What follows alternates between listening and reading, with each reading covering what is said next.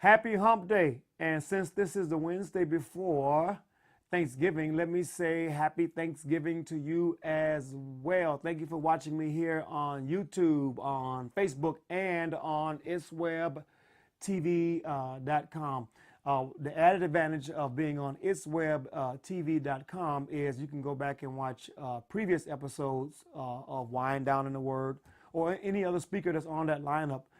Their sessions, their sermons, their lectures are all on demand. So you can watch previous sessions of those. So I would advise you to go and be blessed. Tune into ItsWebTV.com, a fantastic website for all different formats of word.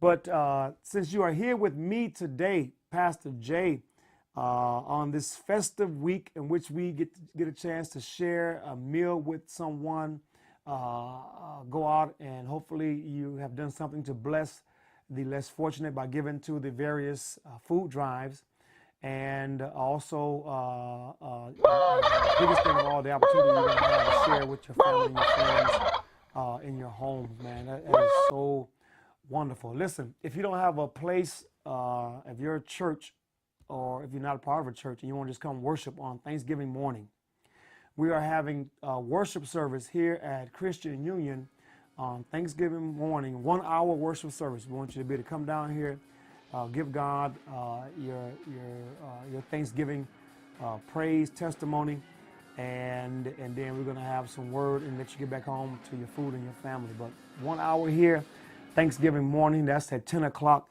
Christian Union, we are at 14361 Madeline Street on the east side of Detroit. The cross streets are 7 Mile and Gratiot. For more information, please hit me up on my email, Jamonty@att.net, or hit me up on Facebook, or you can text me, 313-205-5403. Real quickly, let's get to the word. Today I want to talk about the attitude of gratitude. The attitude of gratitude. And that's coming from the book of Philippians, chapter 4, verse 8 says, finally, this is the King James. Finally, which means that at the bottom line, I love when you get to the bottom line of everything. And I used to love when I was growing up and the preacher would say, I'm closing now. You know, he came down through 42 generations. You know, it means it's time to get to the main point. And here Paul is saying, finally, brethren, whatsoever things are true, whatsoever things are honest, whatsoever things are just, whatsoever things are pure, whatsoever things are lovely, whatsoever things are of good report, if there be any virtue and if there be any praise, think on these positive, optimistic, praiseworthy things. What's on your mind is affecting your attitude.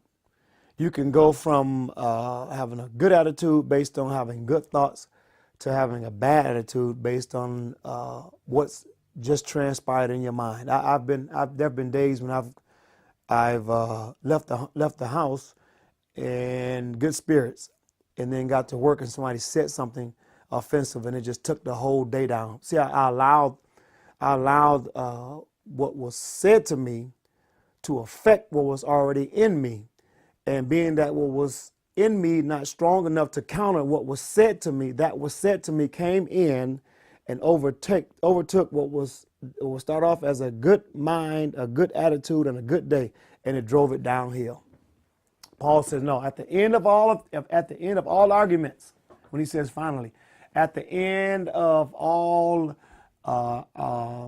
confrontations, if there be any, at the end of all bad news, at the end of all disappointments, finally, brethren, at the end of all of that, think on these things. Whatsoever things are true, honest, means that put your compass toward the positive.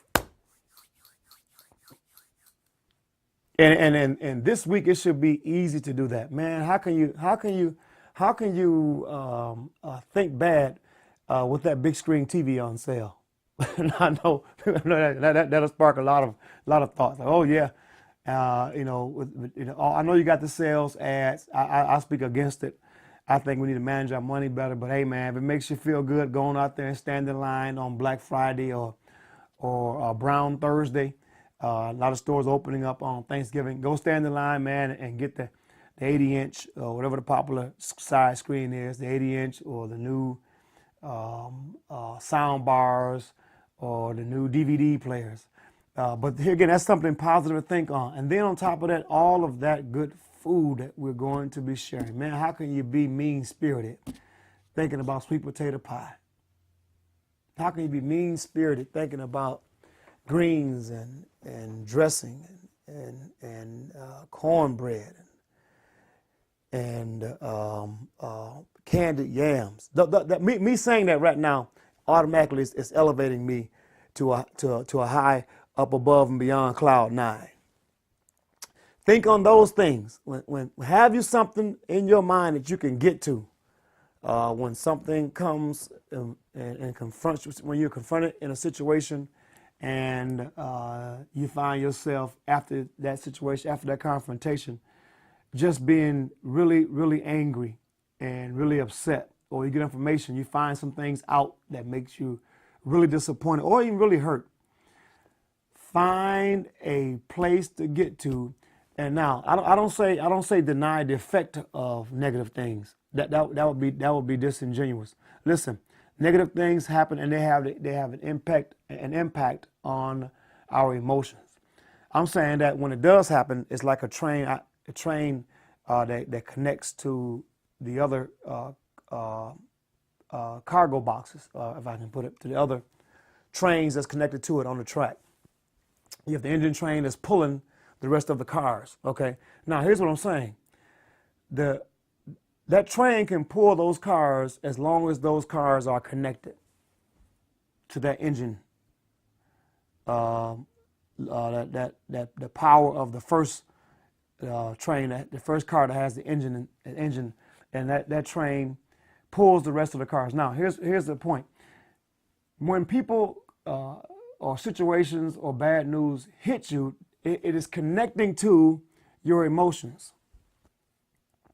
You have a good attitude, you're going, and now something bad happens, and it connects to that emotion, and that becomes the power train, the power car that pulls the rest of you in that direction. So if someone says something that's offensive, that train then connects to my attitude.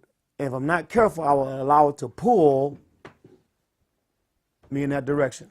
Now, what I need to do and what you need to do is practice the art of what I call emotional detachment. I taught that earlier